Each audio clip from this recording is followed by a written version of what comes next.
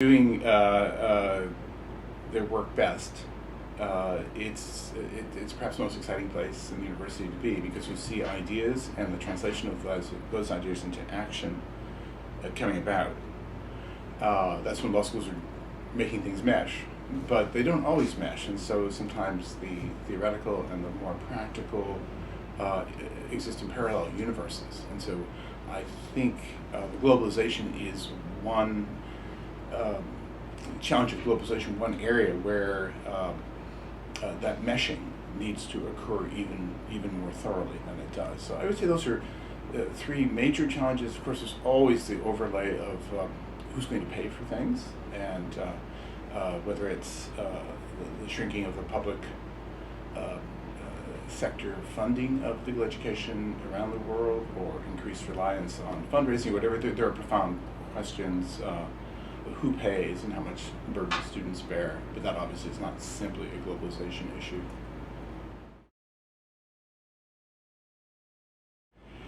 Well, the measures might well not be the same in every country in the world, because the structure of legal education, the age of students, the type of faculty, the nature of the experience, its length, etc., may vary from country to country, so I can't really give you a single uniform prescription for the whole world. I think here in the U.S., I would love to see yet further integration of international and U.S. students. I very much welcome seeing more courses taught either jointly or by people who have had their formative legal educational experience not solely inside the United States, so that a course, for example, perhaps taught by people with different backgrounds, might elicit a broader range of thinking about the sort of deep underlying, not always fully self-conscious structures that inform our thinking about law.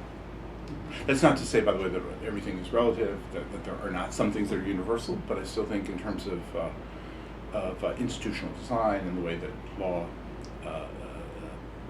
is reflective of and shapes society, that there are going to be some differences that it would be worth taking account of to enrich the student experience.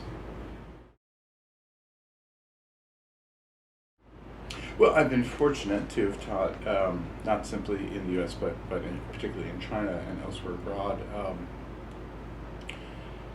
Hard to predict, of course, how the world map is changing in that regard. I do hope, again, there's more cross-pollination of ideas.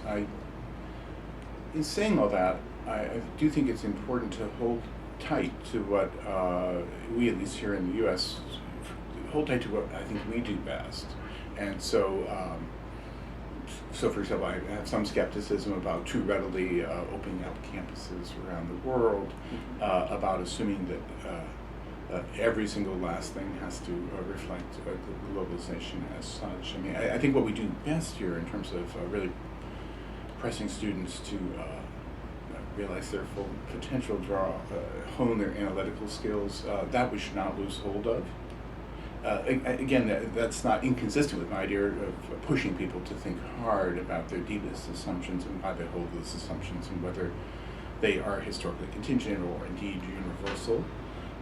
But I think it's important, particularly given the larger economic picture now and in the foreseeable future, to I think be very judicious about how one goes about doing this.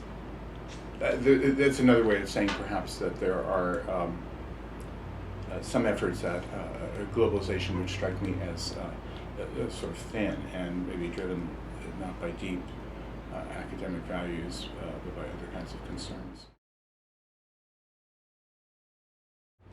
So I think it's exciting in China to see what's underway. When I first went to China to study legal education, I'd been there before, but when I first went in 1982, 30 years ago, sent by Ford Foundation to write a report on what was called a needs assessment, that was the language used, of Chinese legal education. There were at that time 12 law schools in China. They had just resumed post-Cultural Revolution. None of them had any substantial number of faculty. And now